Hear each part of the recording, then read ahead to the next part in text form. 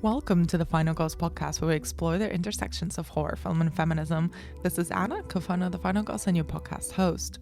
While our current season is all about female monsters, occasionally on this podcast we do cover new films or series that we really want to talk about. And today's bonus episode is a bumper one. In today's episode, we're talking all about Saint Maud, the debut film by writer-director Rose Glass, and probably the most hyped about horror film of the last year. The first part of the episode is going to be an in-depth discussion about the film with film critic Kelly Weston. There will be a brief chat pre-spoilers for anyone who hasn't seen the film yet, and there will be a clear separation for the spoiler section. So if you haven't seen Saint Maud and you don't want to hear any of the deeper conversation about the film, feel free to jump over that bit and come back to the episode once you've seen the film. There will be a chunky spoiler section, and at the end of our discussion, you'll be able to hear my interview with writer-director Rose Glass and lead actor Morfydd Clark, who plays Maud. Saint Maud is out in cinemas in the UK from today, so you do have ample chance to see it if you feel safe going back into the cinema. But for now, enjoy our deep dive into Saint Maud.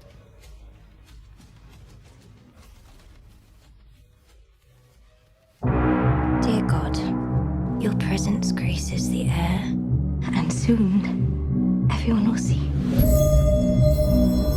Hi, you Maud? Yes, hi. It takes nothing special to mop up after the dying. You're prettier than the last one. But to save a soul, that's quite something. Bless Amanda's body, and bless her mind, which is shrouded in darkness. When you pray, do you get a response? Oh, it's like he's physically in me. It's how he guides me. My little savior. Kelly, welcome back to the podcast. It's been a minute. How are you doing? Yes, I'm good. Thank you for having me back. It's always a pleasure. You promised me you'd come back to talk about Saint Maud when we did Carrie, and I'm really glad you did, because I've been dying to talk about this film in depth. Me too. I saw it last year when it was playing at different festivals. It's just such a weird and excellent little film.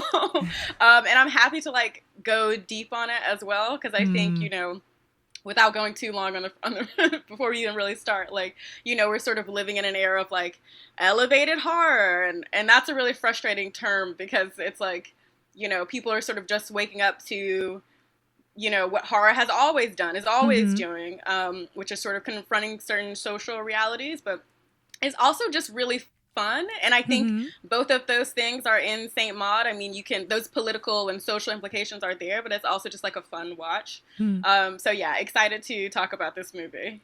Me too. So what we're going to do here is that for the first section of the podcast, we're going to talk about it without spoiling it for anyone who might not have seen it or not heard much about it and is sort of undecided whether they want to spend some time with it. And then I'll do a break and we will go in depth into all the myriad of layers that Saint Maud has. So tell me your overall thoughts on the film. You've already mentioned that you like it, but what did you make of it? I think that it is fantastic.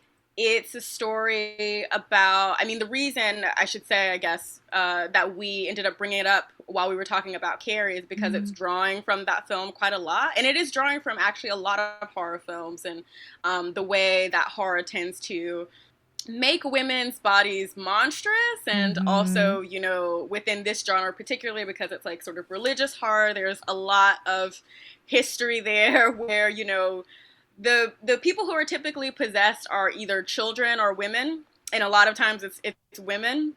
And so we'll get, I guess, deeper into that.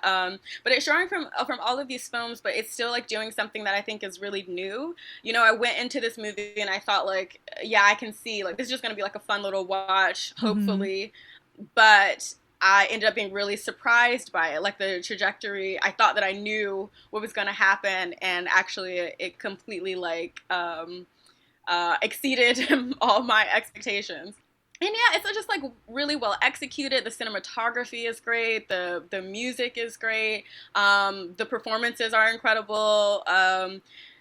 Jennifer Ely is somebody who deserves a much better, much more high-profile career. She's an excellent actress, and I'm excited to see what Morfydd Clark does. I hope I haven't butchered this woman's name too much, but she's great in this, what I consider Dev Patel's David Copperfield. No disrespect to Yanucci, but all respect to Dev Patel. And she's great in that. So I'm really excited. Like, and this film is entirely hers. Like, she plays this discomfort within her own body so well. So yeah, I loved it. You mentioned it a little bit before, but a lot of people have referred to it as religious horror and others as kind of more of a psychological horror. And where do you think Saint Maud stands kind of within the myriad of subgenres that horror has? I think that, I mean, I get why people want to sort of fall on one side of the other, because I think a lot of that also just depends on your own personal beliefs. But I think its real strength is that it has this core ambiguity at the center of it, that it can be either. And it's rewarding either way. I think for me personally, I think you really just close on like a lot of fascinating implications by saying it's one or the other. Mm-hmm. And I think it can be both. I think it can reasonably be, it incorporates both of those elements in a way in which we'll examine, not to keep saying that, but like it really incorporates those in ways that are hugely satisfying. Mm-hmm. Because the thing is that, like, at its, essentially it is a film about loneliness. Mm-hmm. And yeah, those things that sort of emerge out of that are, it's more, I think, about what you bring to those two different dimensions of the film.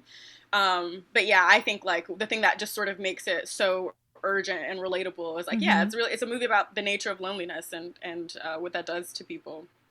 And a lot of people are also placing quite a lot of expectations on this being the scariest film of 2020, as if 2020 needed any more horror. Right? Why? But did you find it, and you mentioned at the beginning of the chat of kind of it being an elevated horror, and very, very big air quotes here because I mm-hmm. despise that term. Yeah. But did you find it scary? I have a real, like, it's kind of like if you eat hot sauce for really long periods of time, that your taste buds are slightly off kilter. Mm-hmm. And this is a film that's also sort of primed to get me. I suppose I should just be like fully transparent. Like, I grew up Catholic, and so in some ways I was both predisposed to horror films and also not very good with certain genres. So like I used to be really afraid of like demonic possessions and stuff. But in the beginning, this film wasn't that scary. Like there was a lot of atmosphere that I think was like really well done and well handled. But there is a moment. The first time I saw it, I was prepared for it this time, so it didn't get me. But there's a moment the first time I saw it that comes late in the film that was extremely surprising, that I absolutely did let out a bit of a gasp. So I do think it's quite scary.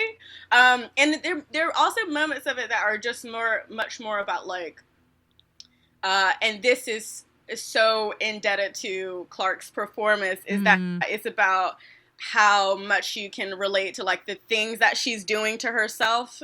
There's another moment of real self-flagellation that is just quite distressing, that is incredibly graphic and scary in that way. So you shall we say, put yourself in her shoes, and it is extremely extremely disturbing to watch. So yeah, I don't know. My answer is, it is, but I wouldn't, like, those expectations are extremely high. I think it's a well-made horror film, and I think it deserves to be up there in, like, the canon, because it's just that good to me. Yeah. And how do you think kind of it treats faith and religion? I know it's a really complicated, quite big question, but sometimes it like you mentioned, growing up Catholic and stuff, there can be a certain kind of predisposition to either reject films that deal overtly with religion and faith because you're almost afraid of them being offensive to your own relationship with faith and religion. But how do you think Saint Maud, which is using a lot of religious iconography and very particularly also kind of Christian iconography, how do you think it uses religion to draw out the terror? That's such a great question. It's such a big question.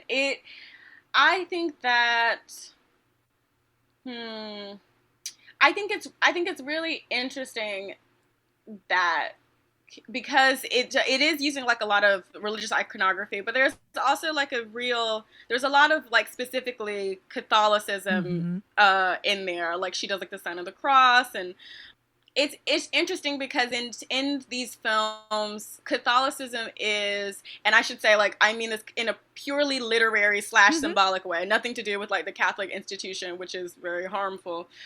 But in these films, it tends to be like almost like a minority religion. It's the religion of the other in a weird way, because I should say, like, specifically for American and British films where the nations are largely Protestant / secular. And so the way that Catholicism is used in throughout, or for the most part, historically in horror, is not unrelated to the way that something like voodoo is used, which is as a technology. There's a way that religion and nation are actually, deeply linked in the way that they are sort of conspiring on women's bodies. Like, nation and religion are sort of mapped onto their bodies.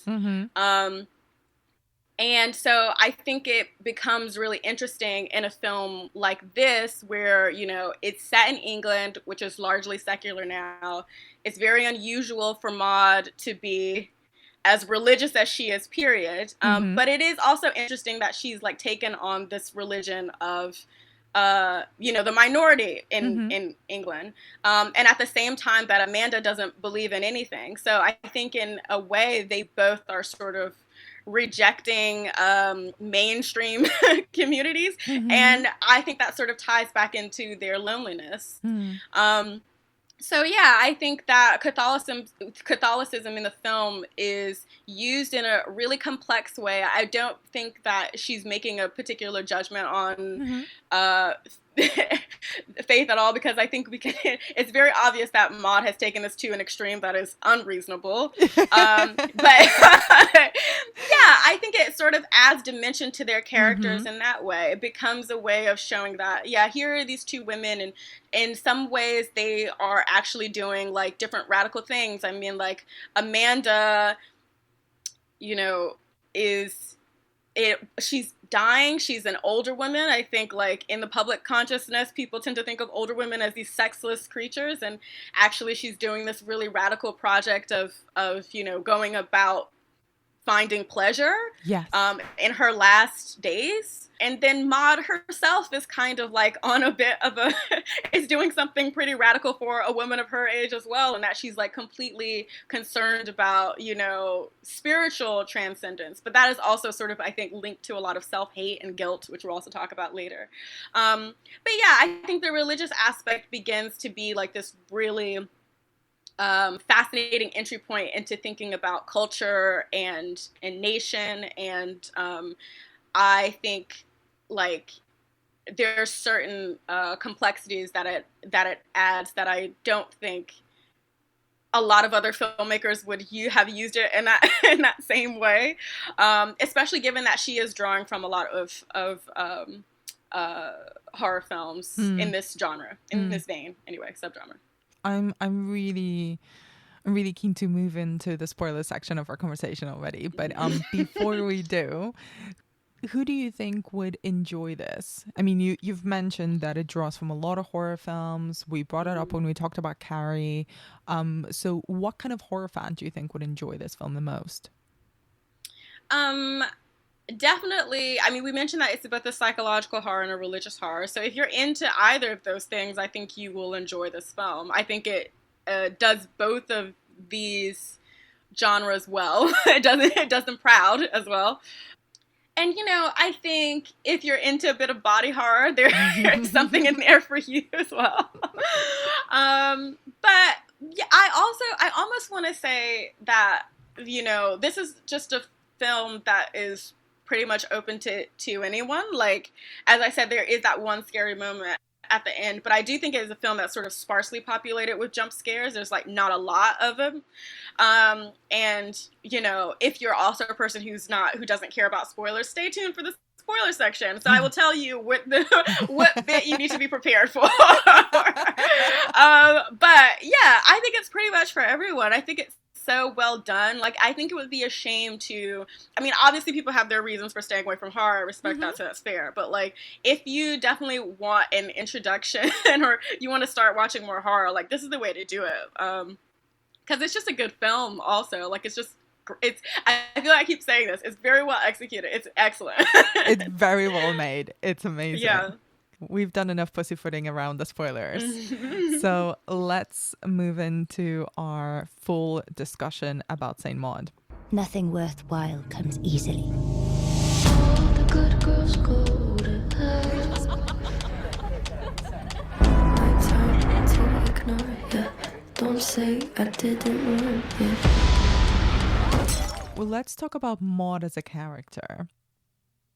What do you make of her as a protagonist? I think that she is pretty unusual. I mean, as we were saying, like, there is something very singular about her particularly because as we were saying, like, she's a super religious young woman. She's also deeply uncomfortable in her own skin. There's something like, it's very cringy to watch her. She's clearly like unhappy, but there is, I mean, like, again, all credit to Morfydd Clark and obviously also Rose Glass for, directing this performance. Like, it is she's so watchable and really, like, pitiable. She is, you're sort of, I think that because to me, voiceovers are, I despise them, basically. I don't know why I was trying to be polite about this. I don't like them. Never try to be polite. Yeah. But I think it's just like, typically it gives filmmakers like an excuse to be like quite lazy.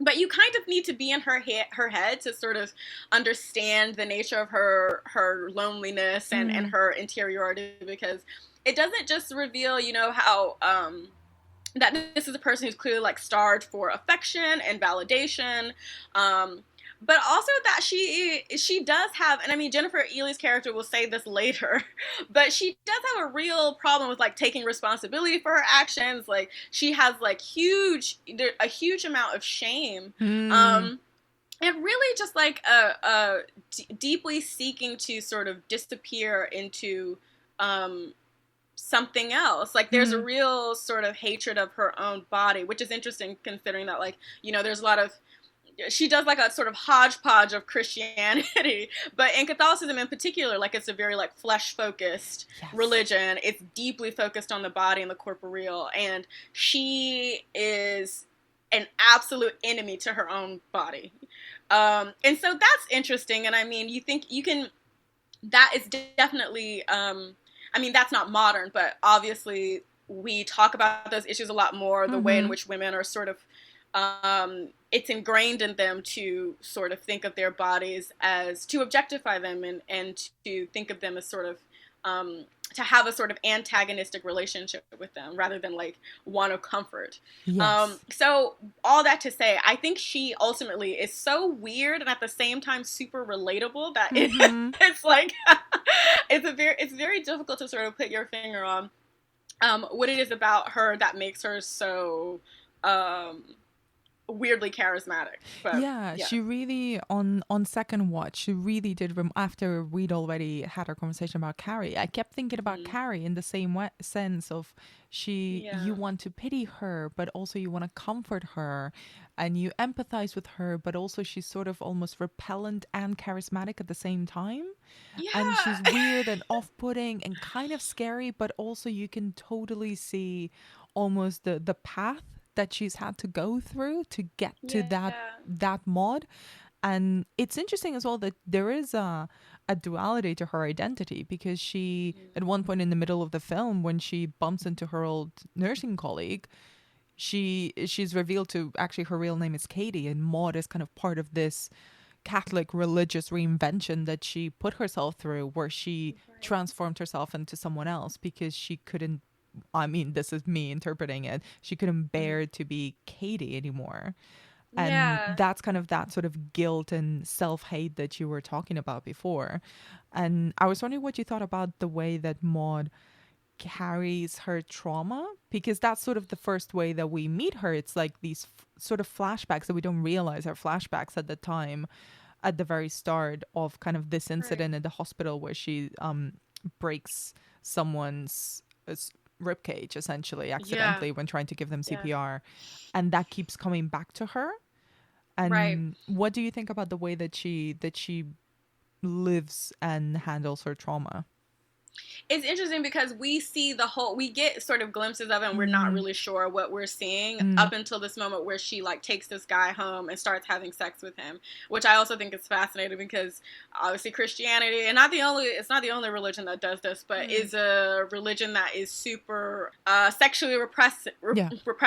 And it is interesting that during this scene, and really this entire sequence, because she goes to a bar and she picks up a guy and she gives him a hand job, and it is like one of the grimmest things I've ever seen. And we're talking about horror, like that's it. But she does that, and then she takes this guy home and she has sex with him, and it's clear that she's not really enjoying it. I mean, maybe she's sort of physically kind of getting off, but like it doesn't seem like it's a real deep pleasure. And it's also, it's during, we should say, before we like get too deep into it, like at this point Amanda has fired her, so it's a low point for her. It's a real low point, and I think she's also sort of again trying on a new identity almost. She's trying on Amanda's way of moving through the world is impossible for her because like she doesn't like herself.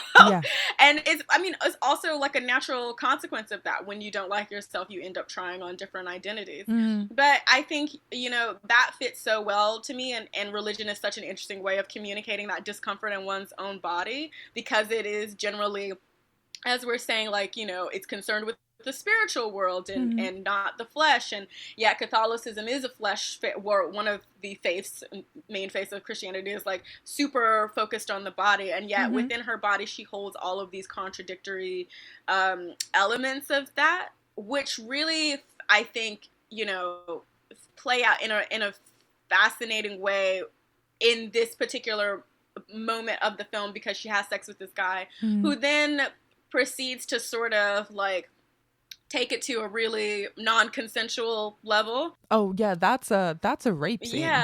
Yeah, exactly. And so I think it's important to warn people about that. But right after that scene, she's possessed by God and sort of lifted up off of her feet, and so it's this different, like, the way that those scenes are juxtaposed, I think, are really interesting to sort of analyze, because you're getting somebody who clearly like sees the body as a kind of like as burdensome, and which is it's hard. It's difficult to watch on like so many levels. Like we're talking about this on like a literal level, but also like just really emotionally tough to watch as well. Just watch somebody just be so cruel to themselves. And also right after the scene, she like puts nails in her shoes and like walks across the boardwalk with them. And so it's really quite torturous. You're pointing into so many interesting directions, and all of them actually come back to the relationship of Maud with her body, which is so interesting. And you're right, like Catholicism is, like, I grew up in Spain, which is mostly Catholic anyway. So my primary religious education when I was growing up was also Catholic. And it's so obsessed with the flesh and the body and with sin and guilt and how you carry the guilt in your flesh and how to exercise that guilt. You kind of have to punish the flesh or starve it in some ways. And Maud is so interesting because you almost don't know whether that self-hate comes from before, or actually I think you do, because she's got scars, like self-harm scars that are clearly from before her religious turn or her transformation into Maud, and all the self-flagellation, which is a different manifestation of that. It's sort of more tied into religious practices, especially Catholic practices that are quite old. And even the way that she does the pins in her shoes, she kneels on, I forget what it's called, like like an acorn or something like that when she's praying, to constantly just have a level of bodily discomfort, as if she needed to punish herself in order to be closer to God. And her relationship with God is also very physical. Like, it's not a voice. It's not, a particular image of Jesus or anyone in particular. She's sort of mishmashing everyone. But she, even when she describes it, it's like, it's a feeling. And the biggest one is when she sort of floats in this rapturous kind of thing, or when she falls down on the stairs, like in almost like an orgasmic seizure. And I've never seen anything like it, where it is kind of very much going through her body, but it's both horrific and sort of comforting. And that's the confusing part of, is this in her head, or is it such an intense level of faith that it affects her physically?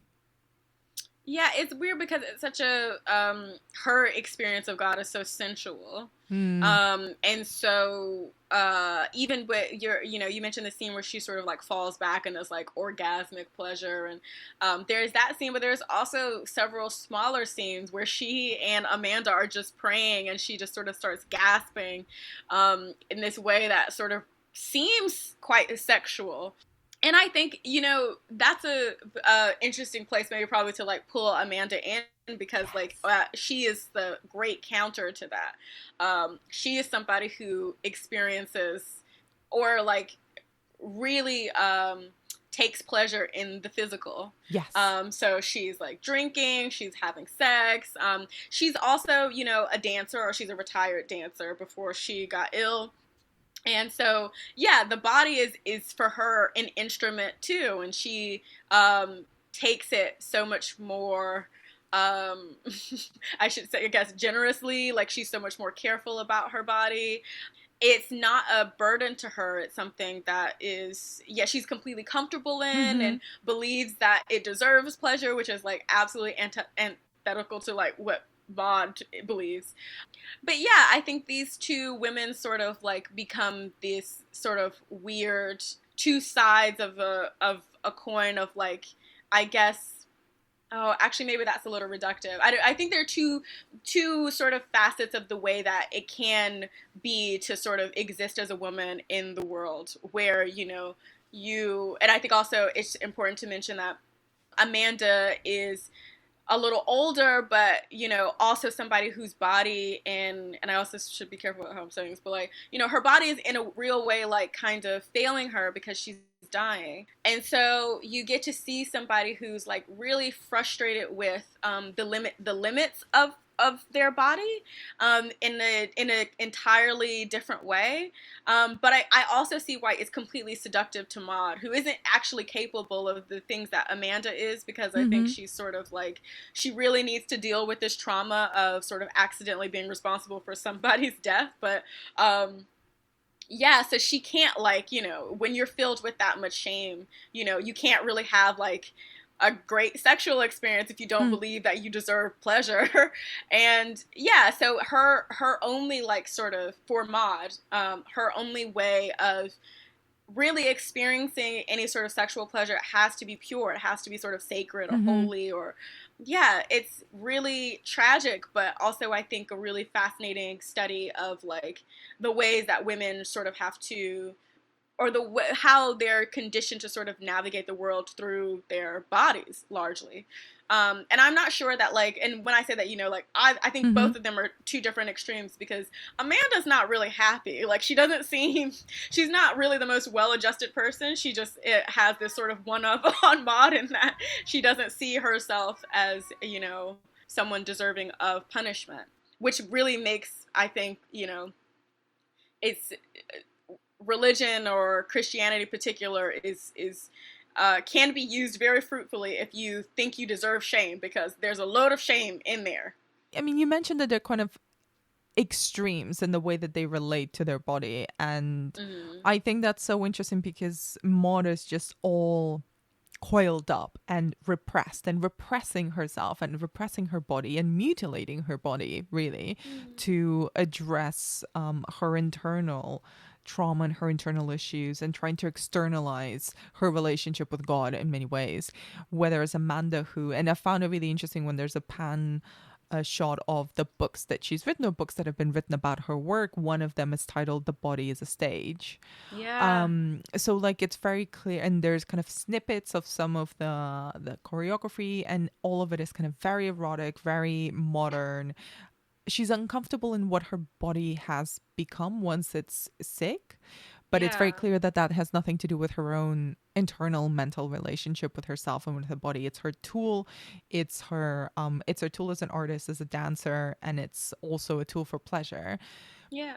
But what do you think about their relationship in itself? I find it really interesting as kind of a perhaps another entry into this sort of female psychodrama subgenre that I'm a really Yeah. big fan of, starting with Persona to Single White Mm. Female to Always Shine. It's very homoerotic. It's very homoerotic, but like what the tension between them I find really, really exquisite. What do you make of it? um, I first of all love it. I'm sad that it isn't a romance. um, yeah, and I think I feel like I've written a review about this, which Mm. is hopefully out tomorrow for Movie Notebook. And I looked back at it, and I think I can feel myself just quite bitter about, like, because I think I say something like, oh, the possibility of a romance is teased, and it never comes to fruition. But that's another interesting thing, like an interesting way to explore that is through Mm. religion, because Mm. Maud's name means powerful battler, and yeah, it's religion has sort of long been used in warfare and conquest, and I do think it's interesting that Maud can only sort of marshal or really think about attraction or sex in religious terms. I mean, even after she has sex with those two guys, and ways that feel like, completely unsexy, and there's the rape scene, but also, she doesn't, even when she's sort of giving that guy a hand job, she doesn't seem to be enjoying this in sort of any way. They seem like No. quite dead acts. Yeah. But her tension with Amanda is, fascinating, because it's like, here are two people who actually maybe could get along in different circumstances if Maud could like get out of her head, and there's no way for them to sort of meet each other in the middle, because there is, on the one hand, too much shame from Maud, and also a lot of depression, I think, from Amanda, because this is somebody who, if you think about like when you're so comfortable in your own skin and in your own body, and then you begin to also like lose your autonomy, and how I think difficult that must be. Like, she is a character that is constantly, yeah, she's like really bitter. She goes between, sort of like slight amusement, and I think she is very amused by Maud, but for the most part she is quite miserable.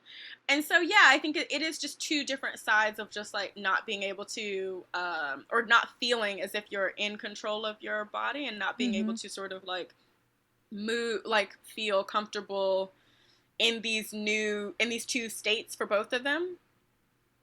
So yeah, it's almost like you have to, there's no possibility of them like that disappointment, I think, is very purposeful. Because they're really two people who are sort of experiencing, who sort of get in their own way a lot as well. And I think, we were talking about Carrie actually, but I also just thought like, and I wish I would have thought of this a little before, so I could have watched it recently, but there's also a lot of the film, Repulsion, in it, the Roman Polanski film. Yes. Yeah. Yeah. And that's another film about about a woman, Catherine Deneuve. Sorry again for butchering this woman, but who's deeply sexually repressed. And she's the other thing that is happening in that film, because there's a lot of there are a lot of links between, I think, Repulsion and In Saint Maud, but one of the main things I think that's interesting is like that's a film that is about immigrants. And that doesn't get talked up a lot, but it's Catherine Deneuve, this Belgian woman, and her sister. And I think they're in London, but they may just be like some other English town. Okay. Yeah. And so in part, it's also, like this woman who is deeply sexually repressed, and anytime a man comes near her, she feels as though she's being raped, and it's another like psychological thriller. I don't think there's a super religious aspect to that. In fact, I think there's some hint of sexual trauma. But yeah, in part that's that's a film that's sort of like also thinking about culture and nation and boundaries. And in a way, she's also keeping herself from being penetrated by another culture. And I think that is also present in Maud in a way, because, I mean, we're talking about, like, as we were saying earlier, you think about religion, you think about nation in the ways that they have sort of meshed together for women and really stifled them. There's a really interesting point that you were sort of circling around of kind of in Repulsion. There's a big thing about her really rejecting touch. Like she seems really allergic to anyone touching her, even in a non-sexual way. And there's this great scene that I still remember, and I haven't seen the film in ages, of kind of hands coming out of the walls of her apartment, sort of trying to grab her. And there's an interesting parallel with Maud almost flinching at anyone's touch. Like when her colleague sort of tries to hug her, she's like a dead fish. She doesn't really know how to react to it. Even when she's helping her with her stretches. Right. Amanda touches just the necklace that's sort of peeking out of her uniform, and she flinches as well. So there's like this real repulsion to having her body touched in any way. Right. Which I think, and it's weird because like, but at the same time, like she is she's a real spectator, because she loves to, the camera does a lot of simulating her own gaze and sort of roving over Amanda's body. And then she, at one point, also watches Amanda have sex. So, yeah, it's interesting that she's a person who, and I mean by Maud, like, she's somebody who clearly, like, really is starved for intimacy, but is unable herself to sort of experience it. But is like, I think, really craves it. I mean, that's so there's something about that feels like quite pertinent. I mean, I think there's a way that, at the outset people might think like, oh, well, it's a film about somebody who's like a religious freak, and how is that relatable? But I think the things that she's sort of struggling with are very are pretty like ongoing for people. Yeah, no, absolutely. And I remember thinking about this film a lot, even in the first lockdown when I spent 9 weeks without seeing or touching another human being. Maud, Saint Maud, a film for the age, a film for the era. But I did want to pick up on something you mentioned at the beginning of our chat, and it's kind of the the multitude of political and social levels that the film also touches, then is one of the things I haven't seen really commented as much in all of the, mostly glowing reviews. Actually, I think they're universally glowing reviews. Yeah. And I find it really interesting the fact that Maud is working for Amanda, and that power dynamic and the fact that she's living, it's never really clear whether by choice or by necessity, in kind of borderline squalor. And she was a nurse, and now she's a hospice nurse. Yeah. So what do you think about kind of some of the political and the social commentary that also underlines the film? Yeah, there's a huge class gap between them, and that wasn't like as apparent to me, weirdly, the first time around versus the second time I watched it. But yeah, it's interesting because Maud is her nurse, but Maud also ends up taking on a lot of the responsibilities of a maid. And there's a way that, during a party, an ill-fated party, Maud is making the hors d'oeuvres or assembling the plates or whatever. And a woman comes in, and the way that she speaks to her is just horrible. It's really condescending and shitty. And I think you also think about, the very ironic implications of a woman who is a nurse, but probably is only eligible for, would not be able to probably afford like private therapy, right? Like she would have to go through the NHS, which is very overburdened, and there are really long wait times in order for people to sort of like get into therapy, and that a lot of times, initially what they will do is like put you into like a group therapy, and like it's all of these like different bureaucratic things that like would probably take really long periods of time that clearly like Maud doesn't have. Like she's somebody who probably needs like urgent help, like a therapist immediately.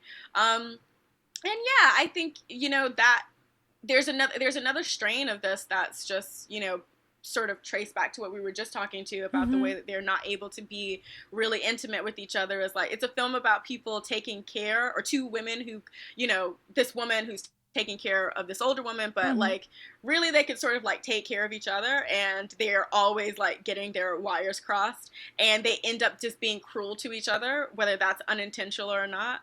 And that is also, there's something about that, and the fact that they're in like this small town, and they are, as we were saying, like these are two women who have sort of like rejected community, but they're also themselves kind of outsiders, because Maud is obviously Welsh and Amanda seems to be American or Canadian, so they're not from there. And so there's all of these different like class, social political elements of the film that are really fascinating and never really elaborated on, but they're there just enough for you to like sort of think about how many borders are between these people, essentially, if that makes sense. Yeah, no, it does. And I wanted to talk a bit about also, we sort of skirted around it, but what do you make of the way that the film showcases Maud's self-harm, which is still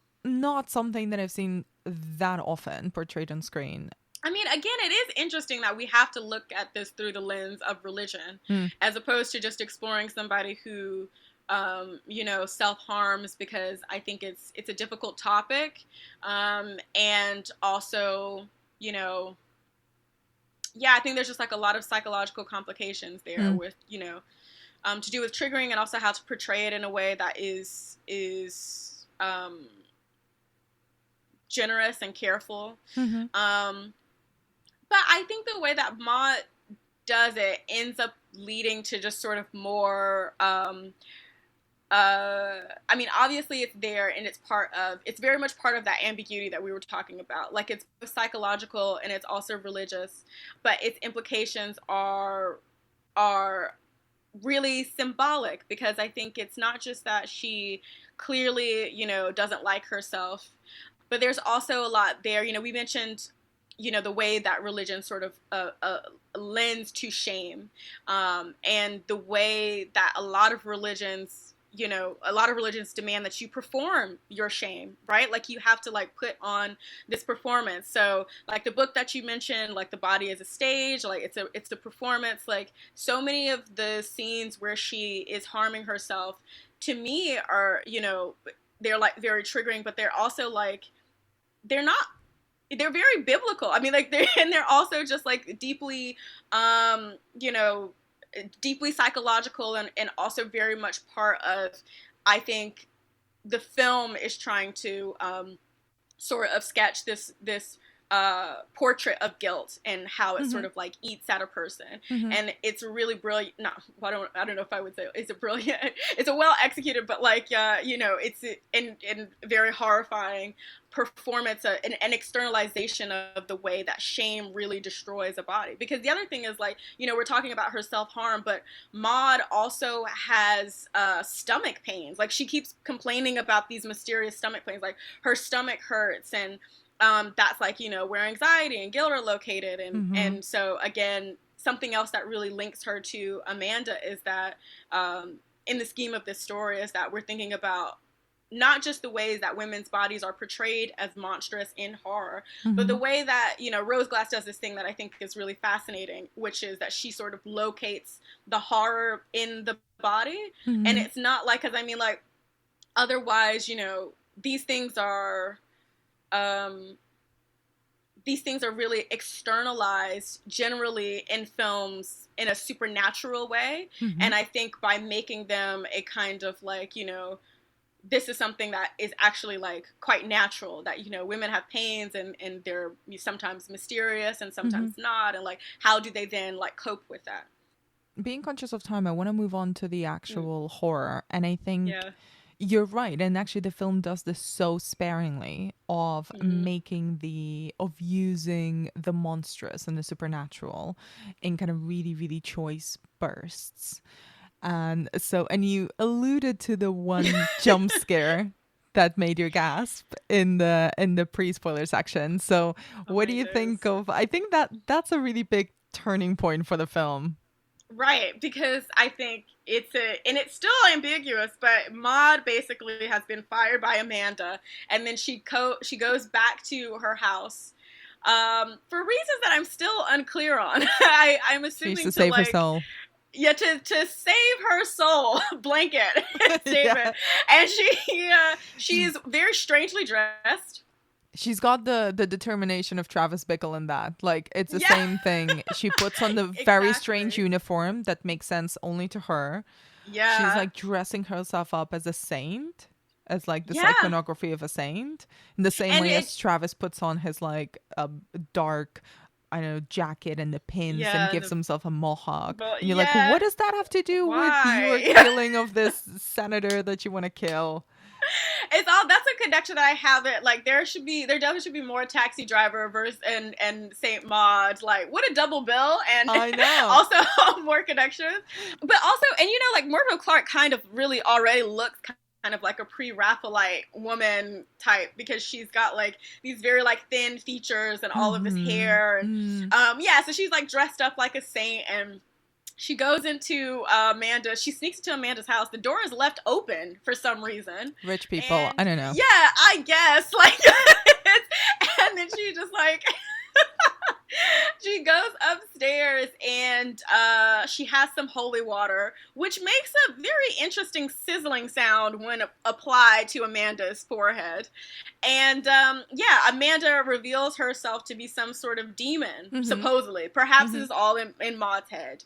It's not clear, but Amanda, her face sort of like shrinks and then elongates, and then she starts speaking in this very like, you know, classic demonic voice. We also haven't spoken a lot about how God speaks to Maud at one point as well, and he speaks in Welsh, which I guess like is, you know, why not? But it's very two very interesting juxtapositions of like God and the devil speaking to her. And actually, and I mean, this is stuff that I've read about in some of the interviews that Rose Glass and Morfydd Clark have done, which is, it's actually her It's her voice speaking Welsh, and they sort of distorted it. And that all came about because I misremembering if it was at the audition process or once she was cast already. But once Rose like found out that Morfydd was Welsh and she heard her speaking Welsh, she was like, "Oh, that's the voice of God. God is Right. Welsh," and kind of it makes Interesting. sense because Maud is Welsh. She's also a Welsh woman living in this seaside English town. Right. So it would make sense because when you're I don't know, I don't pray, but if you're praying or you're speaking, you're pumping yourself up in your head, Yeah. you're gonna speak in the voice that you your would language, ordinarily hear, like your own voice. So it would make sense that if God is in Maud's head, and either if you choose to interpret it as kind of he really is speaking to her, or it's her kind of making up the voice of God in her head, Right. it would come out in Welsh, which is her mother tongue. Yeah.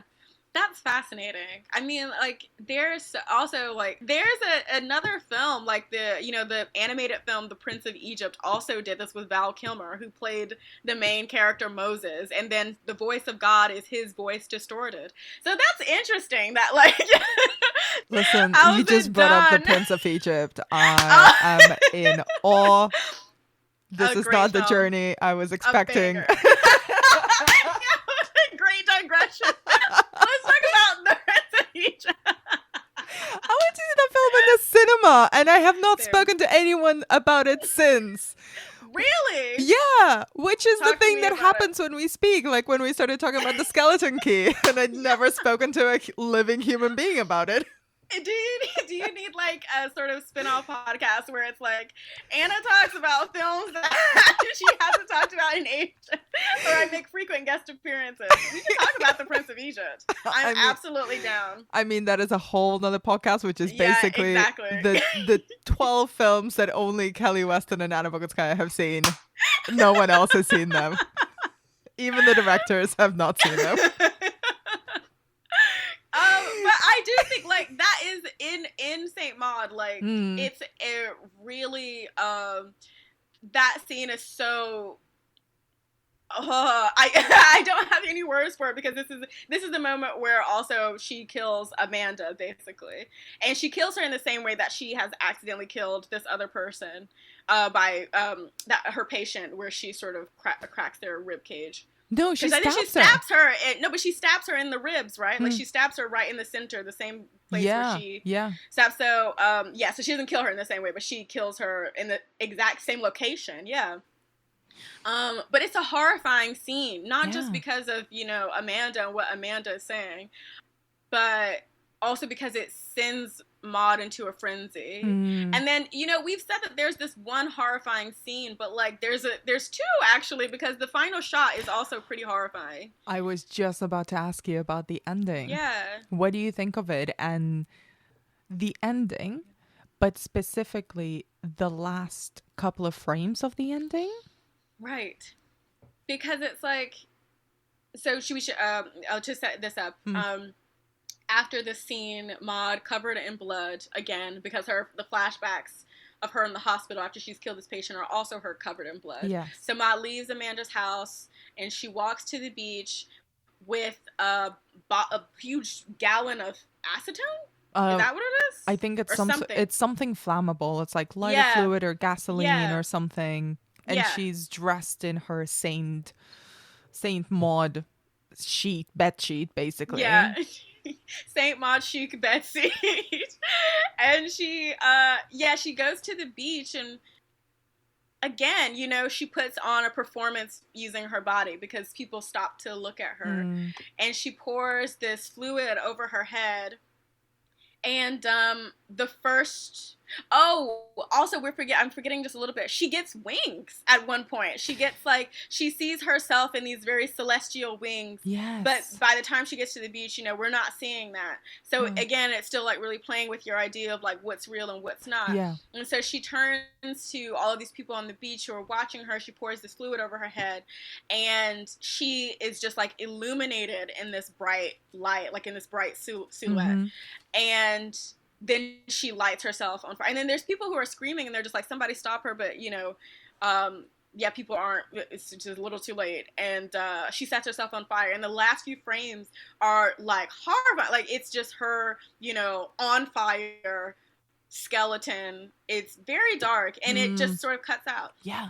And so, yeah, it's just, again, sort of, it's a film that really, I mean, for some people, you know, we're being possibly obtuse because they're just like, it's obvious that, you know, she clearly is crazy or insane, or, you know, and I think to me that is really prescriptive because, you know, a lot of you know, her belief in what she's doing is still like, you know, it doesn't, to me, it just doesn't really, it still doesn't like really resolve that issue. And I also think it's like, you know, it becomes this really symbolic thing anyway that's kind of divorced from whether or not it's like psychological or religious, because at the same time, you know, the themes that we've been talking about, you know, like being antagonistic to your body, like her setting herself on fire is such an evocative image. It's interesting because the first time I watched it, I read it as, oh, it's all in her head. That's what the last couple of frames, the really shocking last couple of frames, were kind of decisively telling us, that it's all in her head. And then a second time I watched it, I empathized too hard with Maud, because the whole film is shot very much kind of entirely from her point of view and very much inside of her head. Yeah. To shifting to occasionally other people's point of view of her. And those are some of the cruelest scenes where we see Maud through other people's eyes. The murder scene, the murder of Amanda, and that kind of the devil appearing scene, I mean, that's very much either a confirmation of all of her beliefs or a complete loss of control on her part, like her mania and her overzealous obsession with her idea of God has just reached kind of a point of no return. Like, she's too far gone, and that's how she's seeing it. And the kind of the shot of just Amanda's body with no demonic face and no big religious fanfare kind of demonstrates, no, you've just killed a woman. You haven't killed Satan. You've killed a woman who was under your care, and you know, it's a clear cut kind of, you had motive. You were just fired, plus you are unstable. But that kind of walk to the beach really changes perspectives. Like, it's so quick and quite subtle as well, where we go from other people looking at her to Maud on this dramatic end of her kind of almost like walking down the oh god, what do you call it, walking down the plank, you know, towards her sainthood. Like, this is the final step, and she's so happy that she's gonna become Saint Maud at the end. And like, it kept going back and forth between that so much. I was like, actually, I love the ambiguity of it. I mean, my reading of it continued shifting as that during the entirety of that second watch of like, is it in her head? Is it real? Is it a bit of both? And it kind of works on both levels, I think. Yeah. It becomes really rich that way, I think, too. And it's so interesting what you're saying about, like, you know, for those moments where we get Maud from the perspective of other people are really cool as well, which is why I do think, like, you know, this is a film that handles that in such a sophisticated way, those social and also political implications. You know, this is somebody who, like, clearly needs help, but also feels like very alienated and isolated, and you know, maybe that can be read through the lens of her not being of this place, and you know, also just sort of being surrounded by people who are, you know, I mean, if we're talking about like that, this has been a question for a long time, so I'm speaking from the outside here. You know, what is a British film, or like what does British cinema look like today? And I think this is so emblematic of that. I mean, it will never be considered, I think, in a sort of like, you know, because horror films tend to be so dismissed still. But to me, this is like a very classic British film. It's a film about, you know, British repression, and how that repression really, you know, resists meaningful connections. yeah, how lonely people are, how lonely people get. And so, yeah, this is my thing. Like, you're right. Like, those religious implications and the psychological implications really feed each other anyway. Like, they're so intertwined, and to have one without the other is kind of like, to me, like, you're sort of, it's a bit myopic. And so they're both like painting the same picture. They're lending to the same portrait of, you know, these people who have been like really alienated.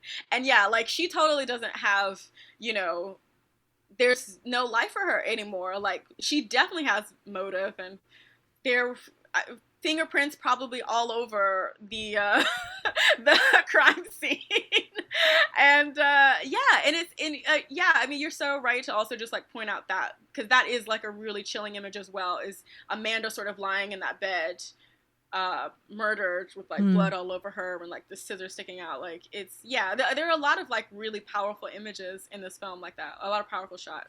To wrap up, is there anything about the film that struck you that we haven't covered in our conversation? No, I think we have covered everything. We've we've actually like gone quite long, but I've been able to say stuff that I couldn't fit into my review. But yeah, what I would say, I mean, just like at this point, is that everybody, I know, like, British cinema is going through a lot at the moment. Cinema all over the place. But I would just say, like, this is a really excellent film, but, you know, prioritize your health and safety. And if anything can be gleaned from the film, you know, it's that, you know, take care of other people, and as opposed to, you know, isolating yourself. Like, you know, our choices do have consequences for other people. So yeah, just be careful, take proper precautions, and this is a movie. Like, it's a very good film, but like, obviously everybody be safe out there. Kelly, thank you so much, as always, Thank for you. your time and for insight that only Kelly Weston can bring. Thank you.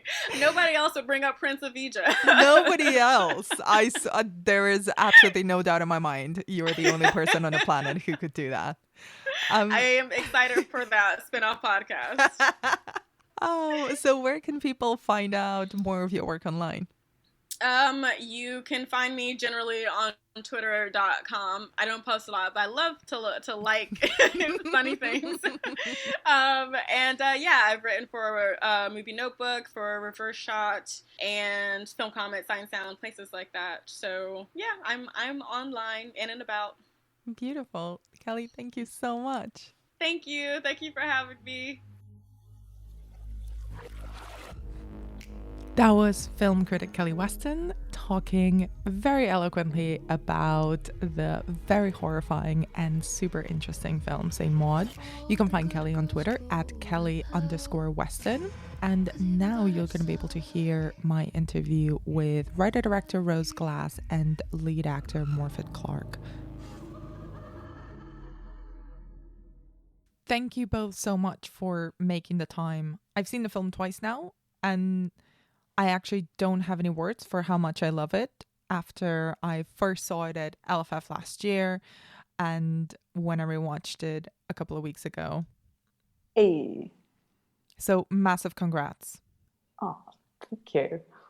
But I wanted to start with a very kind of simple back to the basics question really for you, Rose, it's to talk a little bit about the process of you crafting the story of Saint Maud, and mostly kind of what came first with it. Was it an image? Was it the character of Maud? Was it a pulsing feeling? A deep, throbbing, pulsing feeling. Probably that. And that, no, I think I sort of started coming up with an early version of it when I was just finishing up film school in sort of 2014.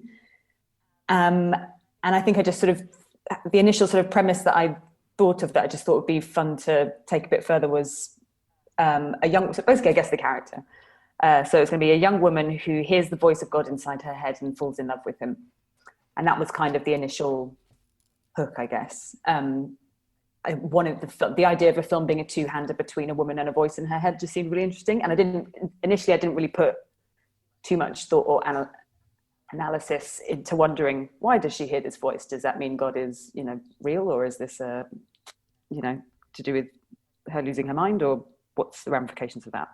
So then it was a process of like the next 2 years working and reworking the story and sort of taking it in different directions. And quite soon she became a nurse, and then the Amanda character was there. So I sort of had that dynamic fairly early on and sort of shifted it from, I think quite quickly we lost the voice, like God's voice. It felt a bit gimmicky. Yeah. Lots of changing around of story from there, but essentially following that kind of idea. And Morfydd, could you talk a little bit about how you interpreted Maud's relationship with God? And it's interesting to hear that there was a voice for him in the initial stages of the film, and then it becomes her voice kind of talking to him and feeling him, but not really having a response. How do you see Maud's relationship with God? Oh, so I saw Maud's relationship with God. This was actually kind of a breakthrough I had by talking to lots of my family about who so happened to work in the health service. And what I was really surprised about, that there are these people in my family who do, in my eyes, a much more important job than I could ever do, that have more skills than I could ever have, and also kind of definitely idolize them in a way that we're now seeing is very unhelpful during these last few months. And I was really shocked and kind of saddened by the fact that they all felt so guilty. They just carried around so much guilt for every patient that they hadn't been able to do enough for, every patient that they hadn't been there in time for because there wasn't enough people on the ward and stuff like this. And so I really started to just think of Maud kind of being utterly riddled with terrible guilt while being a personality who wanted to kind of help people and do things right. And that kind of really made her relationship with God made perfect sense, because if you feel guilty about everything, like someone who forgives everything is just heaven to you. If I can say with you, there's something that I really was drawn to about Maud, that maybe it's also reading into it a little bit, but it's this idea of burnout, of her trying to regain control because she's given so much to her work and to this idea of care that her relationship with God perhaps becomes a thing to try to regain control of herself and her body and her position. Can you talk a little bit about this idea of perhaps her having burnt out by trying to care for people? Yeah. Something my mum, sorry, I bring up my mum all the time. Something my mum said also is that, like, what's really awful is that when you become part of someone's humiliation, and so you see yourself as part of the bad machine. And I definitely feel that kind of Maud feels that way. Well, also kind of, I don't know if you wrote it like this, Rose, but when I read this, I felt it was so much like a millennial story, because I found that she was so obsessed with like productivity and reaching goals and kind of being asked to achieve these things that were totally unachievable within the system that she exists. And so I think it was just striving that fascinated, and just what I found so tragic about her. I don't know if that really answers the question. It does. The millennial thing was funny because I mean, I guess because it's a contemporary set film and she's our age, then she's a millennial. I didn't think about it as consciously as when I was writing it, but I know you'd said that kind of thing before, which I, I deliberately didn't put much social media stuff in there, whereas perhaps realistically a character like that might be on Instagram the whole time. But since you pointed it out more obviously in other interviews, now I sort of see it like really similarly, like the way she has, the relationship she has with God in the film kind of does mirror the way a lot of sort of young people do sort of communicate with the world through social media now. Like it's this constant thing of feeling like you're being watched and constantly wanting to be validated by other people and wanting to be seen to be kind of busy. And a lot of it's a bit of a performance. But so in that sense, she is a typical angst-ridden millennial. Maybe that's why I responded so well to it. Yeah, there we go. I did actually kind of want to dig into the bodily aspects of the film, which I found really interesting. So really, this is a question for both of you, really. What do you think is Maud's relationship with her body? Complicated. Maybe. I think, I mean, the way probably complicated than you could, as everyone's is. But I guess the stuff that I was aware of when I was writing it was the limitations of the human body compared to sort of where you can go within your mind and sort of perhaps spiritually, if that's how you interpret things. So for me, like her body kind of becomes a sort of like battleground for taking out all of these frustrations that she has with her sort of, with the frustrations of reality and her body, I guess. And you know, like you see in the film that she's got kind of self-harm scars, and that's obviously something that's been part of her way of coping with stuff in the past. I mean, in my head, they were meant to, I don't know if they look that way, they're meant to be old ones. Like, to me, self-harm was maybe a way that Katie, basically the sort of who she really is before she kind of adopted this Maud persona, probably like self-harm was kind of a way of dealing with stress and burnout and all these kind of, all the things we were talking about before. And so that's kind of why I thought when God communicates with her, it should be a sort of physical feeling as well. And that I thought that would be a more relatable and sort of cinematically interesting way of portraying somebody's relationship with God, rather than it just being a sort of academic, sort of intellectual thing for her to sort of physically feel him. Because I think even people who aren't religious, you know, we can all respond to, you know, pleasure and pain as sort of the most basic kind of motivators, I guess. So the idea of her having these kind of crazy orgasmic sort of episodes, I was like, even if you don't believe in God, like that looks like it feels nice. So I get why you're being obsessive and doing everything for this God. It makes you feel like that. Yeah. I think I felt that Maud she feels that her spirit, her soul is trapped within this horrible fleshy thing that can be used and fail and be great. And I feel what the part of the film that really gets me is like when she's raped and you just very much know that it's not the first time that her body's been, and so then also kind of her relationship with God in terms of her physical relationship with him, like it's totally within her control while feeling that she's in the control of someone else. She's not being invaded or preyed upon, as I feel that she has been many times. And I really think I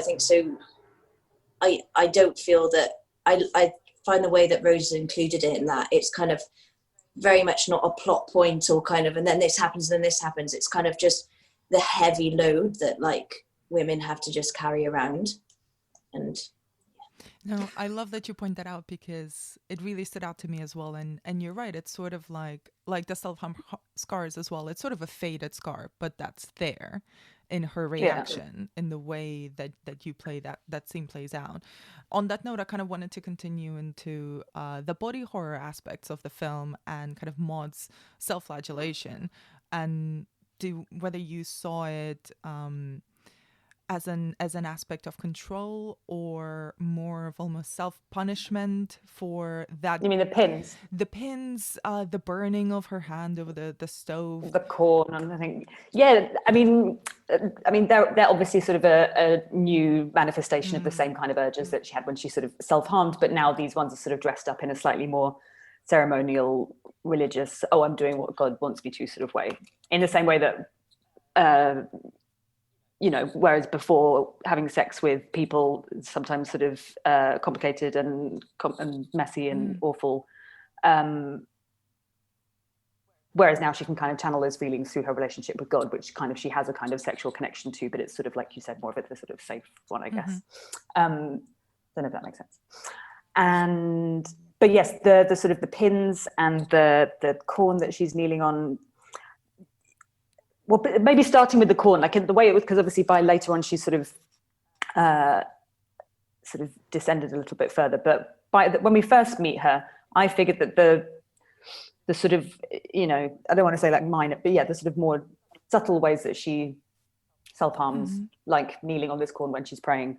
For me, she's kind of the whole sort of Maud persona. She's created a sort of more manageable way of channeling those kind of urges, and I think they make her feel actually good about herself this time, because she kind of sees them as like a small act of penance, but I think also a sort of empowering feeling, because she feels that she's sort of also proving herself to God each time that she does something like that in a little way.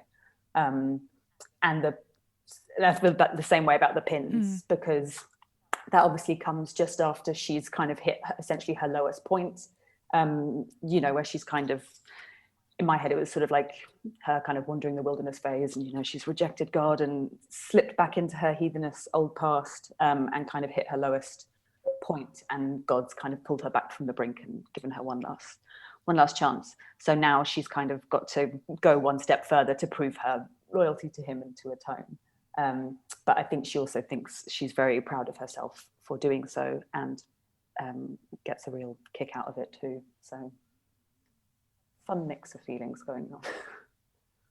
I was actually watching the documentary that Freddie Flintoff has just done about his bulimia, and it speaks a lot about this, like that he very much feels right now that he's in control of his bulimia, and he kind of does a lot of exercise and things like that. And I was kind of feeling like that with Maud, that I feel the moment that she's most vulnerable for me, was when she burns the back of her hand on the stove, because those moments where she can't control her kind of urge to hurt herself, then unfortunately in her kind of feeling that she then regains control is by causing even more harm to. She's constantly feeling that, and now that's fixed, and now I fixed, and now I fixed that, fix, all of these little boxes pushed away, and they inevitably just like seep or explode at different times. Totally, yeah. The bit where she burns her hand, I always thought of as kind of different from the other self-harm bits as well, because like you said, that one's just more of a spontaneous, can't control, it's just a sort of much more instinctual gut reaction to sort of deal with these kind of messy, complicated feelings that are coming up. Like you said, just right, okay, got rid of that. Whereas the corn and the pins, there's sort of a kind of ceremony to it, and I think she feels that that's a bit more kind of, I'm doing this for God. I think it's a really interesting choice to make Amanda's character into a choreographer and a dancer, where obviously her main tool is her body. And could you talk a little bit about what you think Amanda represents for Maud? Maybe if Maud, I don't know if Maud would have been kind of conscious about this, and I'm sure would disagree, but if she were real, but I guess Amanda, particularly maybe not the Amanda that she meets, but I think Amanda before she got ill is just kind of a sort of opposite to Maud in a lot of ways, and in a lot of ways the things that maybe secretly she sort of wants to be, in terms of having kind of autonomy and control and respect of other people. I think for me, the fact that she's kind of it says that she's a minor celebrity, but she has fans, and people respect her for what she does. And I think that kind of adoration and respect actually is sort of one of the probably key things that Maud is actually motivated by, but maybe doesn't acknowledge, as well as all. But I feel like that's part of it. And she's just a lot more connected with her. Amanda is a lot more connected with just herself as a person, and sort of, I don't know how to say, not as her own God, but, isn't beholden to anybody else. Whereas obviously Maud seems to be spending her entire life wanting to kind of to have other people's approval, but also to please people. And obviously just on the very obvious level, Amanda's very kind of liberal and open and hedonistic and all this kind of stuff that Maud doesn't allow herself to be. And I think it sort of baffles Maud that Amanda seems to be, well, at first she thinks that she's sort of so able to live this way. But then when she starts to see sort of what she perceives to be doubts in Amanda or frustrations, I think then she's kind of like, she is like me. She can see through all of this. And she also needs to be fixed. The idea of someone just being sort of happy with themselves is, I think, difficult for her to get. I think she also thinks, sorry, when listening to it, I think I think she thinks Amanda's cool. I think she thinks Amanda's interesting and fun. She's kind of living in this kind of bleak little seaside town, and I think doesn't really have any friends. And I think everyone always reacts to her like she's a bit weird, and she finds socializing difficult. And then suddenly there's randomly this kind of, bohemian, weird American dancer, lesbian woman kind of living in this mysterious house. And I think it's just, I think she just thinks Amanda's quite cool and exciting. And then when Amanda seems to pay attention to her, yeah, it's like, oh, I'm making a friend. I think Maud is either feeling inferior or superior to whoever she's around. And for a moment, she feels that for the first time ever, she's on the same plane. And yeah, I saw this tweet today actually about it, where it was like, just in terms of like the trick and the joke of that it was like, the saddest thing about Maud is that it's almost like it's all a big joke, and then the last moment is just the punchline, just to really upset us and fuck. Like, oh my god, So that's one. it is. Maud would be so like susceptible to that because she's so kind of trusting, and it kind of the whole film. Yeah. She's like, she's finally done it. Oh. And Morfydd, kind of, what do you think about Maud's relationship with Amanda? Because I've seen it twice now, and I kept wondering. The first time I was convinced of one thing, and then the second time I was doubting myself in my own reading of it. Kind of, does she want to save her? Does she want to be with her romantically? Does she want to be her instead and have that freedom that? Whatever the situations with whatever one of those she is, she's ultimately still working for Amanda for not very much money, and that kind of is an influence to any relationship that they could have. And I think that like the party scene for me is one of the most horrifying, where we kind of like, she is just used as a prop and as a servant and as a joke. And it's like this whole dynamic that they're in, for me, I don't think kind of can ever really work. You know, like, people shouldn't have to pay to be looked after when they're dying. And if someone is going to do that, they should be really looked after, because it's like, it's a very difficult job. Like we see when she chats to the nurse on the seafront, you're kind of also like, God, these are some strange responses to kind of talking about life and death. It's kind of the situation in which I think often, obviously, there's like amazing carers and there's people who kind of have amazing connections with them. But on the whole, the system, the way it is now, I don't think is healthy. And they fall into the most unhealthy.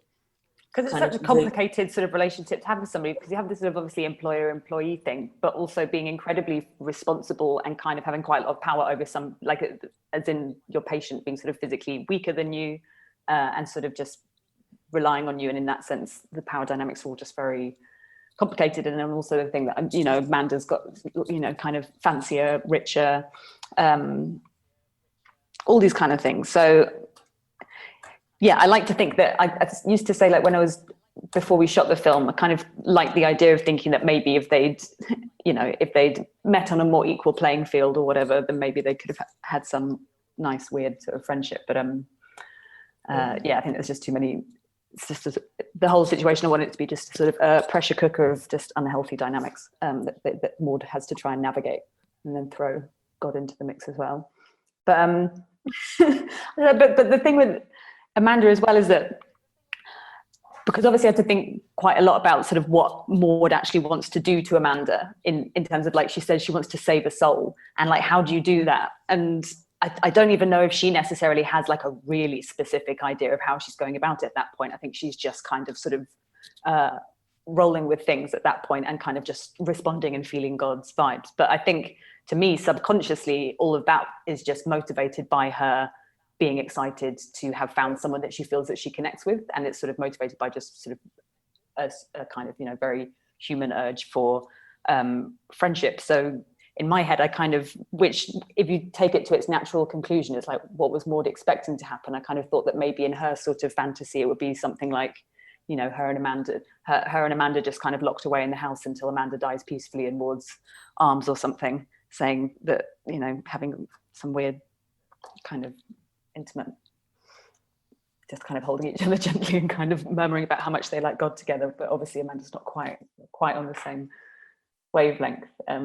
But to me, it was more, her idea of saving Amanda was more something to do with that than, you know, I know there's like a shot of her kind of pouring her booze away, and it's like sort of the thing that sort of seems pointed is the fact that, this woman is typically sort of hedonistic in a kind of, you know, smoking, drinking, sex kind of way. But you know, as you can see when she actually ends up having this confrontation with Carol, like the fact that Amanda's gay isn't like anything to do with it. And I don't really think she even cares that much about a lot of the other stuff. I think it's just wanting, she thinks that she can see that Amanda has kind of, I think, a restless soul of some kind, and is using all of these various things as a distraction from sort of the important questions. I think we have to wrap up now, but I just wanted to ask you one final question just to wrap up our conversation. The reception for the film has been extraordinary over the past year. Kind of what has been the thing that you're most pleased has stuck with people from the reactions that you've seen so far from audiences, the industry? I mean, to be honest, I mean, the whole thing, the whole sort of reception is slightly overwhelming, but the thing that I kind of, makes me sort of happiest is maybe just how much people seem to sort of like Maud just as a character and sort of embrace her as a character. Because I kind of feel if you like the film, you like her and you get her, and sort of the whole point of the film, I guess, is sort of, you know, empathy for outsiders and like we should all be a bit nicer to each other. Which even though maybe the film, people seem to think it's quite horrible at points as well, but. Because I'm a Maud apologist, and I get still like quite upset if people are like, she's so scary and mean and evil. Like, is she? Or is she deeply troubled? Yeah. Just people having empathy for her is like, really. Because she's not. Because she's like none of us. Of course, she's not perfect, and she does some pretty horrendous things, and she fucks up loads of stuff like everybody, and I don't know, she's got a slightly deluded picture of herself, like a lot of people do. So I like the fact that people embrace her, warts and all, hopefully. Thank you both so much for your time this morning, and wishing you the very best with the release on Friday. Really nice to talk to you. Oh, thank you so much. Cheers. And that's it for this episode of the Final Ghost podcast. You can find us on Apple Podcasts, Spotify, or wherever you get your shows. If you can, please do leave us a review. You can find out more about what we do on thefinalghost.co.uk and follow us on Twitter, Instagram, and Facebook at The Final Ghost UK.